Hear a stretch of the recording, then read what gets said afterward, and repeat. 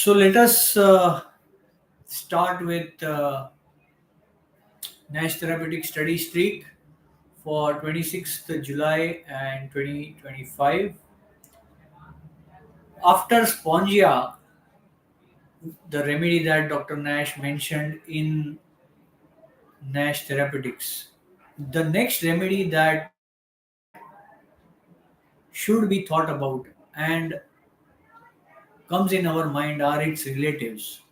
But Dr. Nash already discussed this, the relationship of all the remedies with spongia in its materia medica. So he begins next telling us about three unique remedies, in fact, one after the other: Chimaphila, Equisetum, and Lapis Alba.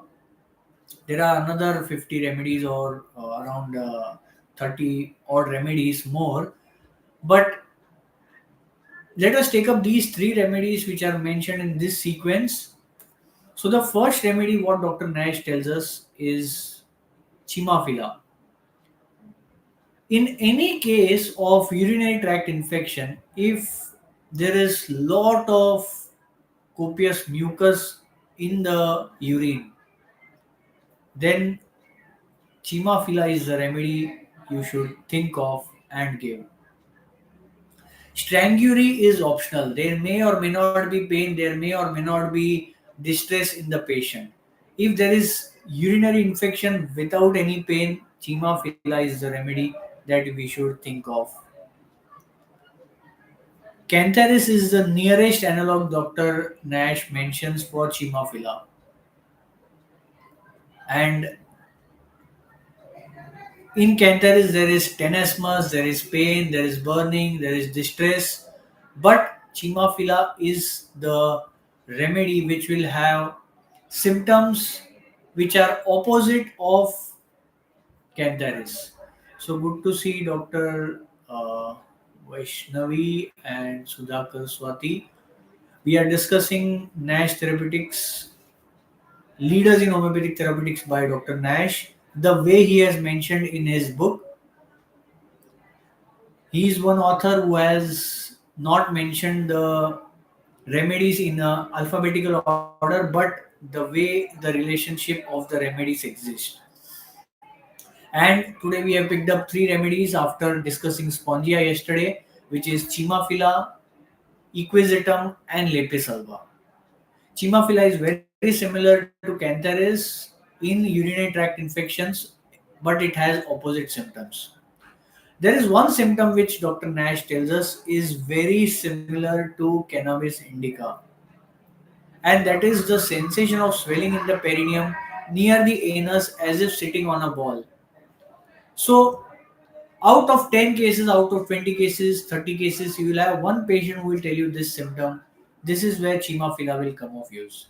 There are many symptoms in other materia medica that have been mentioned, but since the materia medica and repertoire was evolving at the time when Dr. Nash was practicing, he has not mentioned much, and in many remedies, he mentions that this remedy needs to be explored and proved more. The next remedy, what Dr. Nash mentions, is Equisetum. Now, Equisetum also is another similar remedy to Cantharis. If you find a patient who is not better by Cantharis, the next remedy to think of is Equisetum. We always jump ship from Cantharis to Apis, Cantharis to Thuja, Cantharis to Sarsaparilla, but we never look at Equisetum because it is one of the smallest remedies in the Materia Medica. The pain of a patient in the bladder region will be similar to as if he is full of urine, although there may or may not be urine in the bladder. And there is large quantities of urine which is passed in Equisetum cases. So if the Cantharis patient is reporting to you, if any patient is reporting to you with lot of small quantities of urine, lot of burning, and Cantharis is given, he is better 50%. Now he tells that the burning is gone, there is excess of quantity of urine, and the cells still show in the urine routine. Equisetum is the remedy which we should think of next. In fact, you can also think of Chimaphila, which was the earlier remedy that we discussed. Equisetum, like cannabis sativa, from my knowledge, is having pain similar at the close of urination. Sarsaparilla will also have this, Natramir will also have this, Berberis will also have this, Thuja will also have this. Treating urinary tract infections is going to be a challenge, and you will need to take help of all these small remedies to succeed in practice. In recurring urinary tract infections, we can give to the patients the constitutional remedies, the antimiasmatic remedies. But in patients where there is a very high count of pus cells, epithelial cells, or mucus in the urine, or acidic urine, we should think of Sarsaparilla, Equisetum, Cantharis, Cannabis indica, Chimaphila, and similar remedies which Dr. Nash mentions through and through. The last remedy which we will discuss today, which Dr. Nash mentions after Equisetum, is Lapis alba. And if you are not using this remedy in pathological conditions, it is going to be a big loss to you. He tells us that this remedy was given its name by von Gravuel, which is the person who named the hydrogenoid constitutions. There was goiter, cretinism in people who drank water from this spring from where this remedy is prepared. So naturally, it will be of use in goiter, in cases of thyroid, in cases of pituitary dysfunction, or mostly it will be in thyroid dysfunction. So the first thing what we learn from Dr. Nash is to give this remedy in thyroid dysfunction. The second thing what Dr. Nash gives us a very peculiar symptom, and I think I have not read this symptom anywhere else, and that is burning and shooting pains in the cardiac, pyloric, uterus, or mammary region.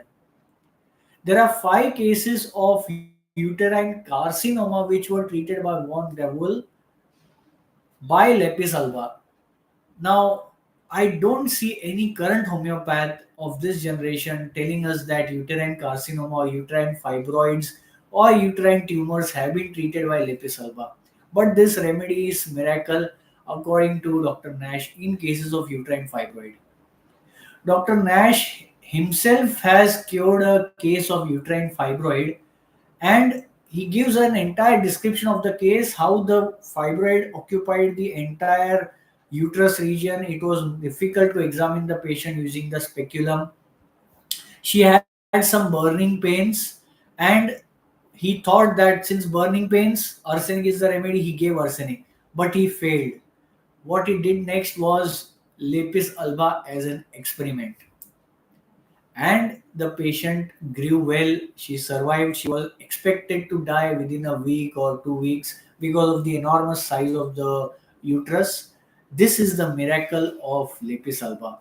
If you are not using it in uterine fibroids, then you are at a loss. Dr. Nash gave Lapis alba 30 once a week to this patient, and this patient improved. This is how we should treat pathological cases. In fact, in my clinic for uterine fibroids, I have given Lappa articus, Lilium tigrinum, interspersed with constitutionals, and also Thiocinaminum, which I recently gave to one patient with a very good result.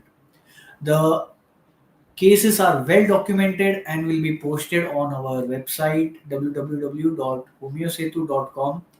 If you are missing out on attending any such clinical knowledge, then you should log on to these cases on our website. Whatever we have posted right now are bare minimum. Once you go through that, we will be putting up some more video lectures. Understanding mind rubrics with physical symptoms have been posted. The second we have posted is calcaneal spur and renal calculi. That's all from me right now. Lepis alba, Equisetum, and Chimaphila are the 3 remedies which we can use in pathological conditions, different pathological conditions. Dr. Nash explored them in whatever way he could, and that's what we should do to explore, prove all things, and hold fast that which is good. Follow Homeosetu WhatsApp channel, Instagram threads, Facebook, YouTube, and soon we will be coming out with a mobile app and something that will be innovative in the field of homeopathy.